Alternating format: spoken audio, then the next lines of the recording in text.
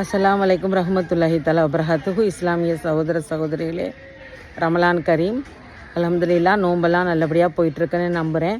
நம்ம வீட்டில் தஸ்வீர் வைக்கலாமா, இந்த ஃபோட்டோஸ் எல்லாம் வைக்கலாமா? ஃபோட்டோஸ் எதுவுமே நம்ம வைக்கவே கூடாது. ஏன்னா மலக்குகள் வந்து இறங்குறது அந்த கடைசி 10 நாட்கள், அந்த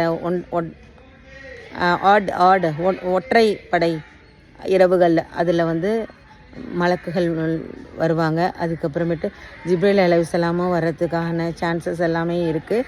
நம்ம என்ன செய்யணும்னா, அந்த ஃபோட்டோலாம் வைக்கக்கூடாது. அப்புறம் இது இருக்கு இல்லையா, கட்டைப்பை வந்து கொடுக்குறாங்கல்ல, கட்டைப்பையிலையும் நிறையா லேடிஸ் எல்லாம் நிற்கிறாங்கல்ல, அதை கூட கவர் பண்ணி வைக்கணும். அதை கூட வெளியே காட்டக்கூடாது. அதெல்லாம் தவறு, அது தப்பு, அது நல்லது இல்லை.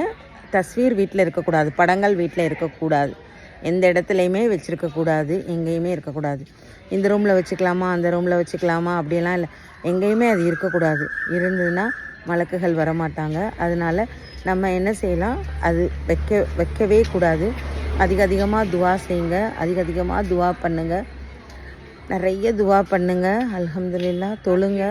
தொழுதுகிட்டே இருங்க. இப்போ தொழுதுகிட்டே இருக்கும் போது நீங்கள் நிறையா தொழுகிறீங்க இல்லையா, தொழுகும் போது உங்களுக்கு சின்ன சின்ன பாவங்கள் தான் குறையும். இந்த கபீரா குணா இருக்கு இல்லையா, பெரிய பெரிய பாவங்கள் வந்து கழியாது. இப்போ என்ன செய்யணும், நம்ம அதுக்காக அழுது அல்லாஹ்கிட்ட மன்றாடி துவா செய்யணும்.